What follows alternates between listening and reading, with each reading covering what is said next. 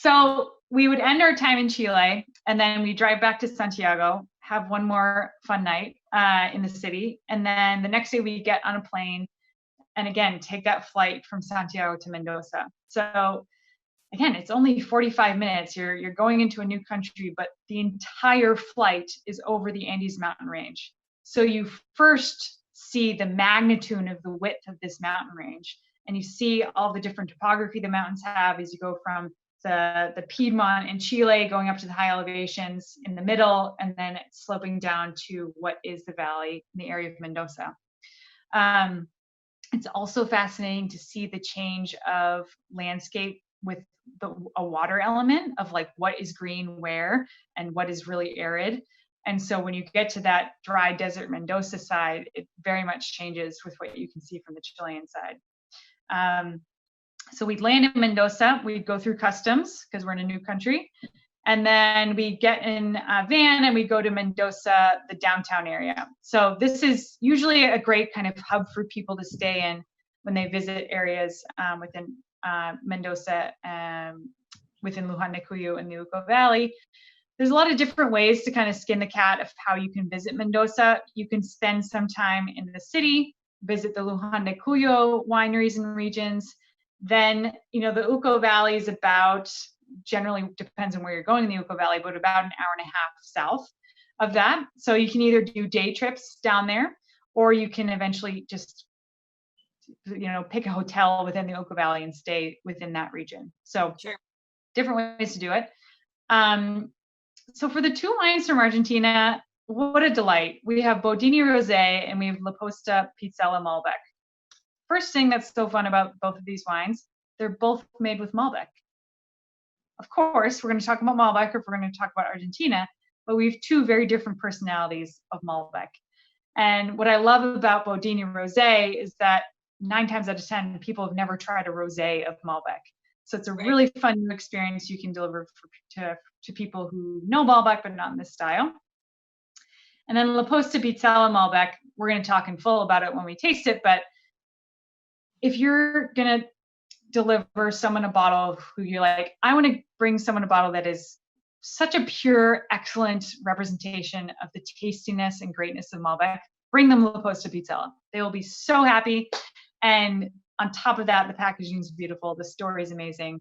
You've got Laura Catena with her innovations with this story. So it's great. And the winemaker for Bodini Rosé is Jimena Lopez. So we've got two amazing female forces coming through with these wines, which is just great. And again, this is only a toe dip in our book, in our world from Argentina.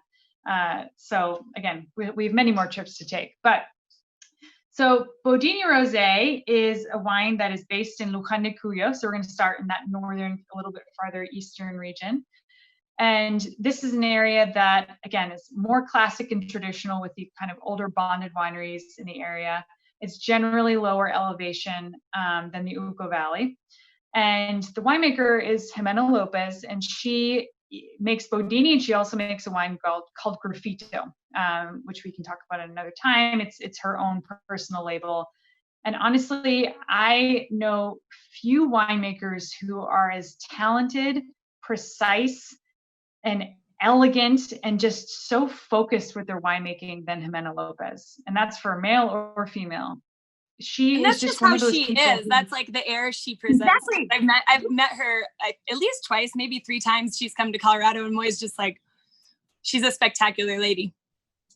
You're around her and you're like, you want all your buttons buttoned, not in a stressful way. It's just like, no, you just want to like, she's such an example for people, and I think such a role model. But she's one of those people that inspires from within. She just is being her authentic self, and that alone is inspiring.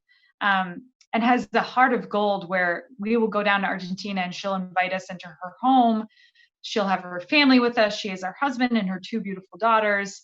We'll make empanadas with her mom. Like, come on, this is just like crazy sauce. Real deal. She is such an authentic spirit to tell the right stories of Argentina and tell the stories of what Argentina can do as a winemaking country. And this is from a woman who, you look at her and she looks like she's 25, let alone she's has over 20 harvests under her belt for her lifetime, and in over 6 different countries around the world. So she's had an unbelievable length of a career already, and still has miles to go. And so you can see her elegance and her winemaking technique in her reds. She makes Malbec and Cabernet Franc. And the Bodini line has the Bodini Malbec. And the really cool element about Bodini Rosé, again, it's the unusual experience of Malbec being a rosé. And because Malbec is such, you know, it's a dense red, she harvests the Malbec for Bodini Rosé at least 2 weeks earlier than the Malbec for Bodini. So 2 things that really helps is that it keeps a higher acidity in the wine when it's picked earlier, and it also is less of a sugar amount than the more ripe Malbec later on. So that helps with freshness of the rosé as well as alcohol level. So sure. Even though we know Malbec is a deeper wine, the rosé is still light and fresh in its feet, which is what we want in a rosé anyway. So she puts it in pneumatic press. The skin contact is mere minutes, just because, again, you just want a light touch of color. And what you get in the glass is this really cool, you know, beautiful summer strawberry red fruit style of a rosé, but it has all these really cool elements, like a little bit of herbaceousness. That's a great tone, nothing overwhelming. And there's even like this pepperiness that's there. And so we've been doing a lot of fun things on the Vine Connection side with pairing, with recipes. I have a coworker, Julie, who's a chef, and we recently did a live tasting and demo where she made a goat cheese, strawberry, and black pepper and basil tart. Come on. Anytime Julie cooks, I like lose my mind, but then we bring the wines in because they're so like inspired, vice versa. It seems that it's like another amazing woman that just nails it. Makes me so happy. Yeah. So it's a great rosé just to have in your ice bucket all summer or year long. But it gets this really cool culinary adaptability to it because it can play with so many different flavor profiles from sweet to savory. So just a beautiful wine. And again, this retails around $12. So it's like an all-day rosé that you can just screw off the screw cap and enjoy and have a grand old time. So, yeah, how is your world of rosé right now? I mean, there's so much rosé in the world. How have you worked with Bodini rosé? There's so much, but actually I find that, I mean, luckily it's starting to get more longevity throughout the year. So that's amazing. I think that people are starting to understand that if you're at a table with 4 people and everybody's going to eat something different, you can get a bottle of rosé, and it is a very versatile wine as a category. But also people are catching up a little bit with some of like the differences, and they're not that there's anything wrong with Provence because I love it. And it's a great wine to drink, but people always want to see something new and try something different. And when you have wines that Boya rosé is amazing too, and Bodini, that are just like so totally different, I always like to kind of show people side by side, like open both of them. You get kind of a taste of both and an experience of like comparison between the grape varieties, much warmer climate, cool climate, and both of them just work so well with food that you have to introduce someone to it, but once they try it, they love it. And so this kind of thing where we can kind of give people a preview of what to expect and then let them have the experience, it opens a lot of doors. And we do sell a significant amount of rosé because luckily, like I said, people are drinking it year round. It's not just a summer thing anymore. I love rosé at Thanksgiving, especially this wine. Amen to that. That is such a cool seasonal turn of a wine, and that exact holiday application, it's awesome. Totally shines. So hoorah, Jimena. Always love supporting that woman. She's incredible. And so we transfer from the Luján de Cuyo region, Bodini Rosé. Now we're going to the heartland. We're going to 100% Malbec. We're going to the Uco Valley, and we're going to La Posta. So man, I mean, there's so much storytelling to pack in one bottle of wine. So La Posta is a Spanish word that means the tavern of the grape grower. And this is a project that was started by Laura Catena. And Laura Catena is a 4th generation vintner of the Catena family. She's the daughter of Nicholas Catena, who essentially is one of the key players who really brought Argentina to the world stage of premium winemaking in this last modern chapter, within the last 20 years. So incredibly influential family in the world of Argentine wine and the world. The irony is that Laura didn't want anything to do with wine in the start of her career. And so she went completely the opposite direction to a medical degree and has been an emergency room physician. She's taught medical classes at UCSF. She's also a mother of 3. She's authored multiple books. I mean, essentially how I describe Laura is that she's a woman who has 40 hours in her day. I don't know how she gets it all done, but she's also now started to work with her family winery. She really decided to start working in wine about 20 years ago. And she realized that, Argentina needs more of a team to really show the true story that's happening down there. So she still works with her family at the Catena wines, but she's also done her own projects to tell specific stories of Argentine wine that she really wanted to champion and give a voice to. So La Posta is a really significant one because at this point, yes, that wineries can have their own estate fruit, so their own vineyards, but the foundation of winemaking that's still true today in Mendoza is that there's a lot of grower families that grow the grapes that sell to the wineries. Sure. And that's the livelihood, of course. And these older vineyards, generational vineyards, are making some of the best wines in Argentina. So, of course, you can't make good wine without good grapes. So she was sitting there being like, well, we need to tell the stories of these families. They're the reason why these grapes have been taken care of so well over these past generations. So she decided to make La Posta for 2 reasons. One, to really champion the stories of these families. So the name of the single vineyard Malbecs within the La Posta lineup are all named after the families that grow the grapes. So you've La Posta Pizzella, which we're trying today. We've La Posta Fazio and La Posta Paolucci. All of them sound incredibly Italian, right? But we're in Argentina. So it also speaks to the amazing Italian heritage and influence of the Italian culture in Argentina. So a lot of Italian immigration started in the 1800s coming over to Argentina, landing in Buenos Aires, the capital city to the east. Then a railroad was built between Buenos Aires and Mendoza, which is situated in the west up against the Andes Mountains. A lot of people started going towards the west to more of a country lifestyle. The Italians went over. They brought not only their thirst for wine in their daily life, but also all of that ancestral viticultural knowledge they gained from Italy. So they planted grapes, and these vineyards have been passed down generation to generation. So all to say that is why these names sound so Italian.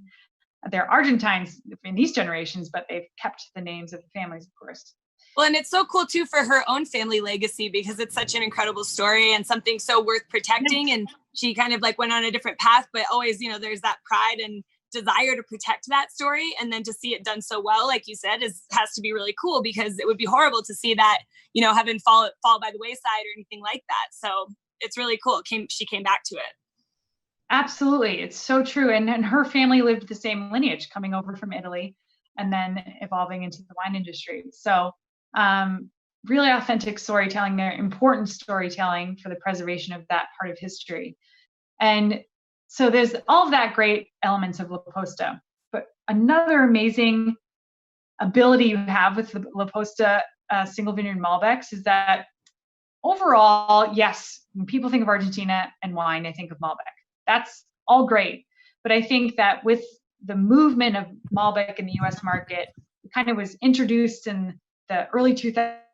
Everyone went crazy for the varietal. When anything gets very popular, whether it's grapes or shoes or clothing or anything, a lot of players get in the game and they try to make a lot of that same varietal, and it really dilutes the quality and the players that are making it right. It dilutes the whole category and kind of worsens the game for everyone.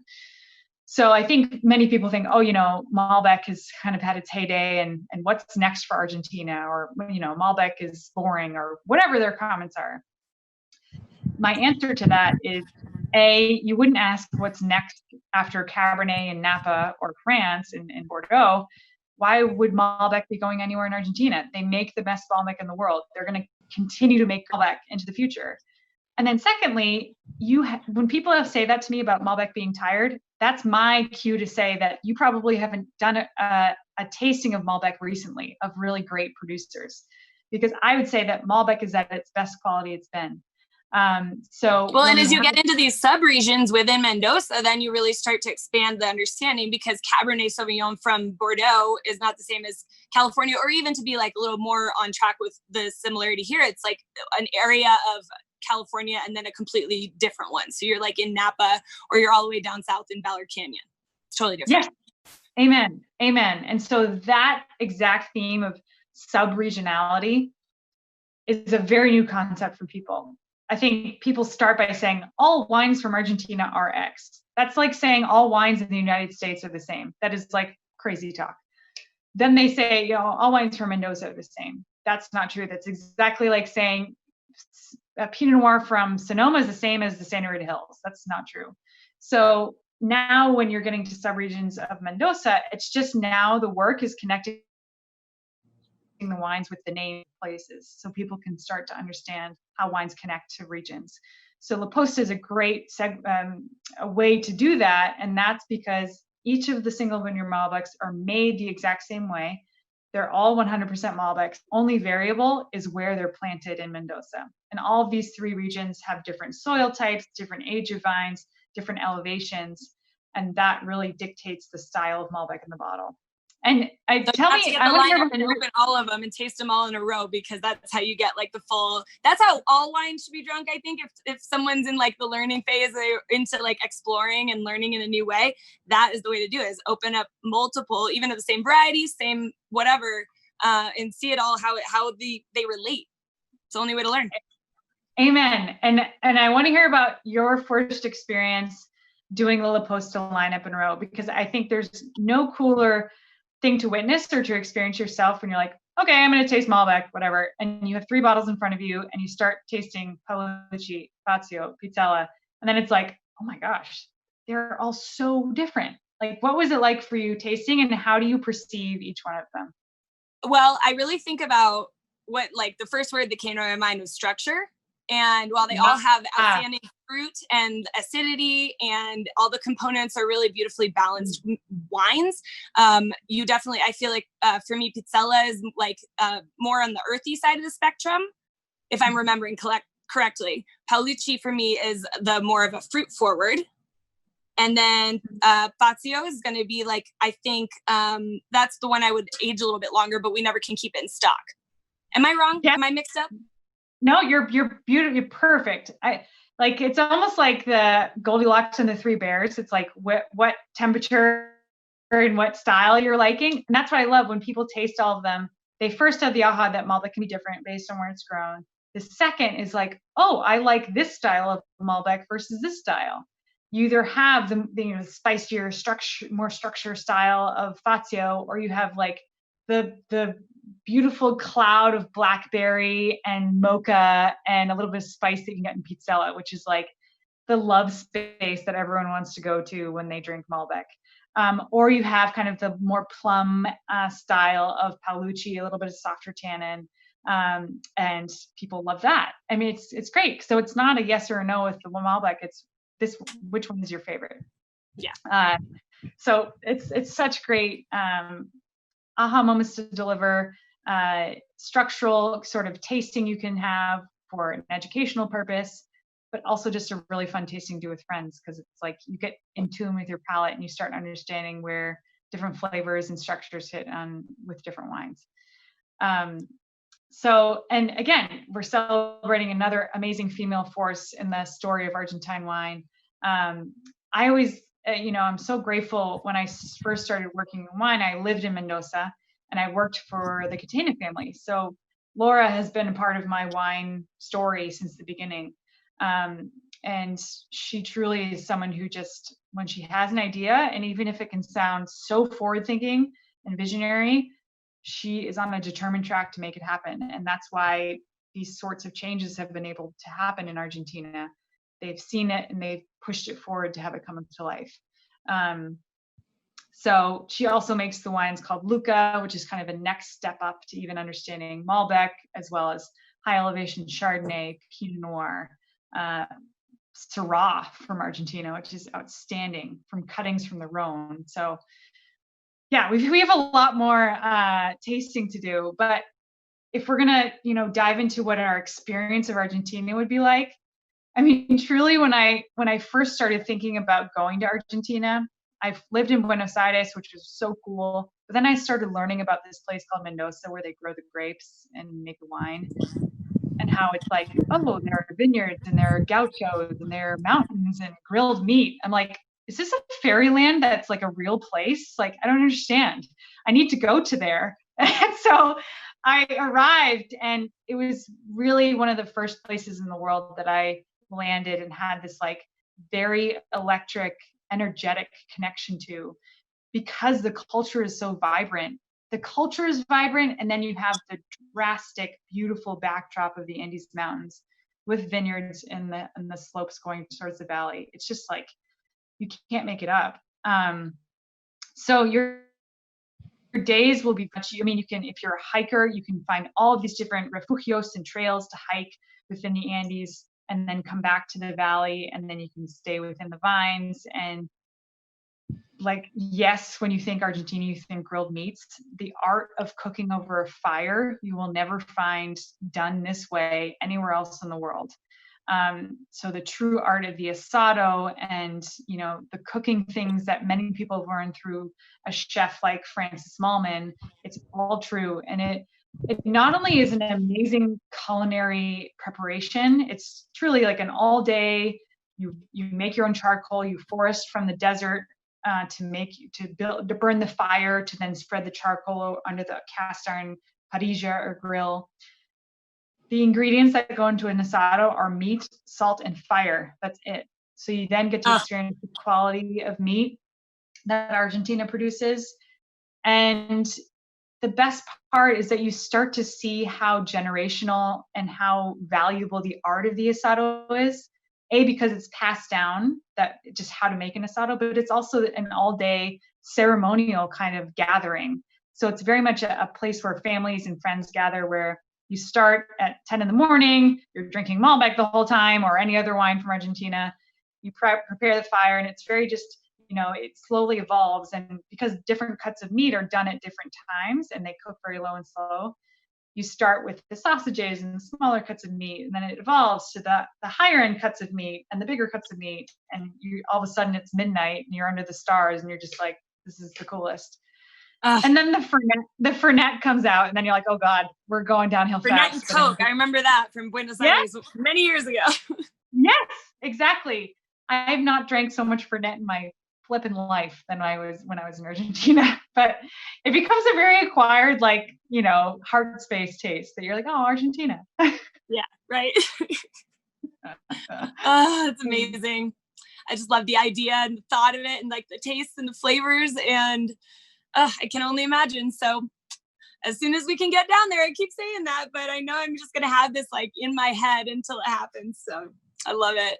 Meanwhile, we'll get to share with everybody here through the wines and explore those flavors. Again, like I keep saying, it's like, you've got to open up the lineup, all four of these wines next to each other, pick and choose where you want to start and stop us, or just sit and taste with us the whole thing, because it's such an experience. You really do journey through these different climates and terroirs and people. There's amazing people behind these things, and these, powerful women that are amazing women in wine that are so inspirational. It's just a blessing, and yourself included. So thank you so much for the time and the journey. Oh my gosh, you're so welcome. And thank you for taking the journey and joining us. Thank you for always being such a great voice for our winemakers, our wines, our countries. Like, truly, there are few greater partners than Maverick, Colorado. So we love about Vine Connections. You guys just kill it. The best. And yeah, no, thank you guys for listening. That was a long journy. We made it through. It's shorter than a week when you'd be there. So, break it up as needed. True. So true. So I hope we can do more into the future and explore a few more corners and bottles within the country. So thank you, Montana. So much fun. Thank you, Lizzy, and to the VC crew. You guys are amazing. And we'll see you soon. Bye, guys. Ciao.